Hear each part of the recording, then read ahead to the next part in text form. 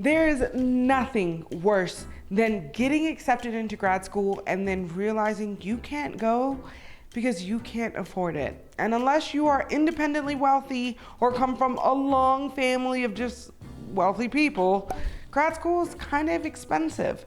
So today we're discussing what to do before ever applying to grad school to make sure that you can always accept no matter what your finances are. So the first thing you need to do is, while you are researching your graduate programs that you want to apply to, you need to also be reading and searching extensively for their statements on funding. While many of us may think that grad school is always funded, it's really not the case. So it's important, as you are looking through the websites of the programs, you're not only looking at the curriculum, the professors, and what you need to do as requirements, but also what is their statement on funding packages. Do they guarantee funding? Do they guarantee partial funding?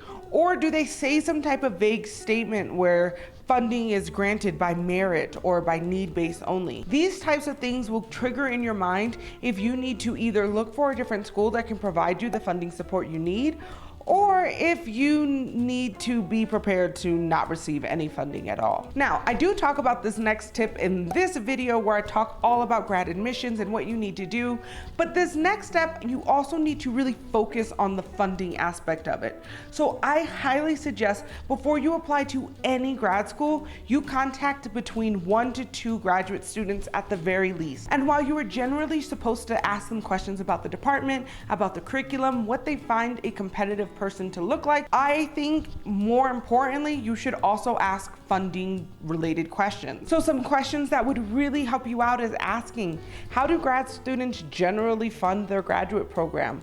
Do they feel financially supported by their department?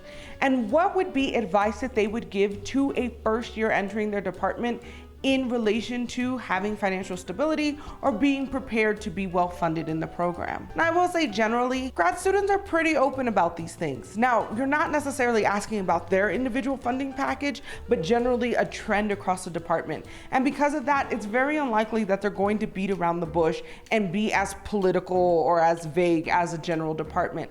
And that's why it's important to ask people who are actually in the program about the funding situation before you apply or before you have to accept, because they're more likely going to give you the truth. Now, once you have a good idea of what programs you want to apply to and you've spoken to at least 1 or 2 graduate students about funding specifically, then you need to be very meticulous and aware in your application. And some graduate applications, it'll have a statement that'll say something like, all student applications will be considered for graduate funding. And that's great.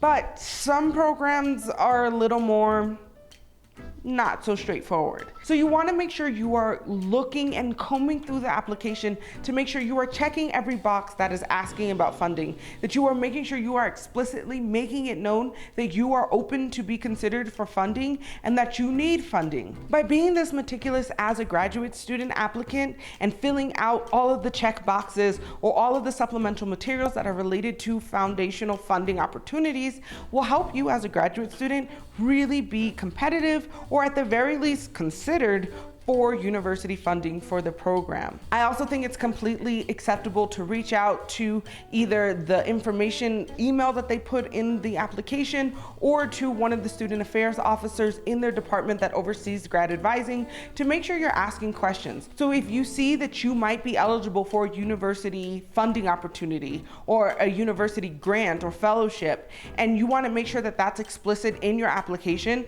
it is totally acceptable to reach out to the representative for the application to say, I see this grant, I think I'm competitive. What should I include in my application to make sure that I present myself in the best way for this internal fund? This way, it is showing the department that you are thinking ahead for funding, but also helps you avoid being overlooked for something that you probably should have won. Now, if you've done these first few steps and you realize that every program that you apply to doesn't necessarily have well-funded programs, or you feel like you may not necessarily be competitive in the internal funding programs, then you still have an option. Now, there are always big external funding opportunities from major granting institutions like the Ford Foundation. And these types of programs present pre-doctoral fellowships and even possibly some fellowships or grants for master's students. But what's most important about these opportunities is that you have to apply to them at the same time you are applying to your graduate program. Now, yes, I can imagine it can feel a little bit overwhelming to apply to a grant